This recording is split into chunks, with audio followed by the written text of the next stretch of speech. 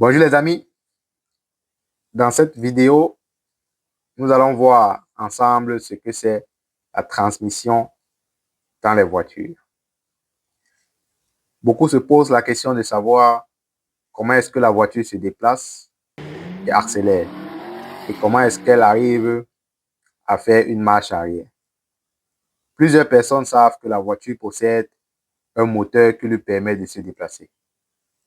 La question à laquelle peu de gens peuvent répondre, c'est comment est-ce que ce moteur parvient à faire bouger cette voiture? La suite de la vidéo après le générique.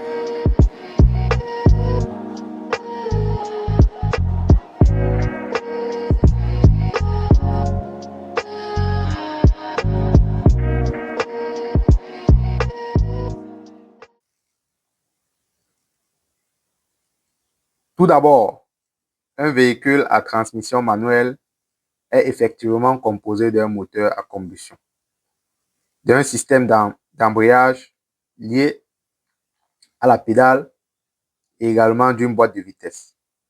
Le moteur à combustion qui, à travers ses différents pistons, transmet le mouvement au vilebrequin.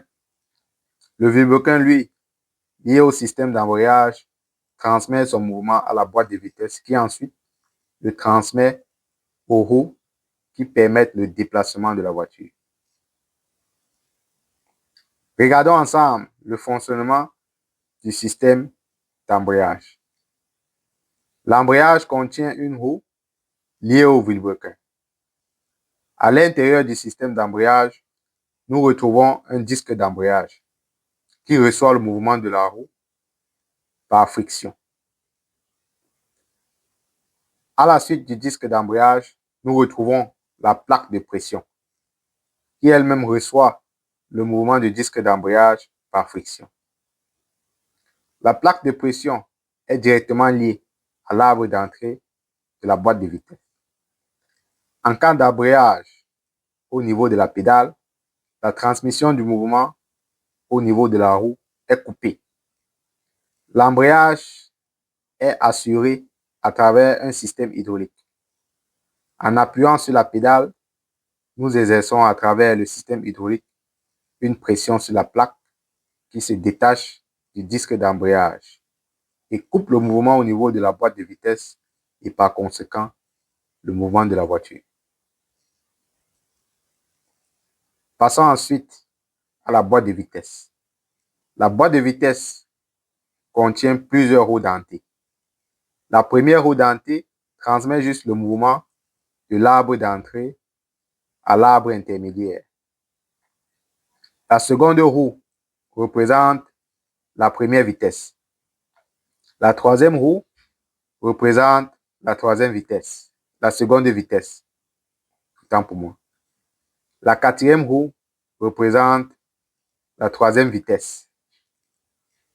La cinquième roue représente la quatrième vitesse. La sixième roue représente la cinquième vitesse. Et la dernière roue est utilisée pour la marche arrière. Le changement de vitesse est effectué à travers un levier de vitesse. Pour le faire, il est important de couper au préalable le mouvement au niveau de l'arbre d'entrée en embrayant avec la pédale. Puis, à travers le levier de vitesse, accoupler les roues de sortie avec les roues intermédiaires.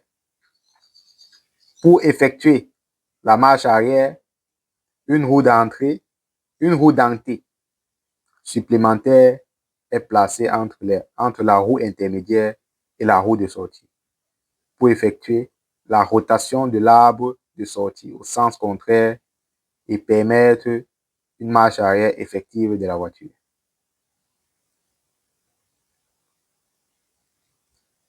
C'était là ce petit cours rapide sur la transmission manuelle des voitures. Nous vous remercions d'avoir suivi cette vidéo. Si vous avez des questions par rapport à la transmission manuelle des voitures, alors écrivez-les dans les commentaires.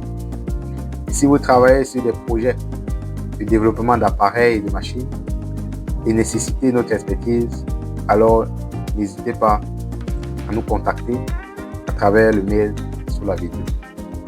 On se retrouve pour une prochaine vidéo. Thank you. Ciao, ciao.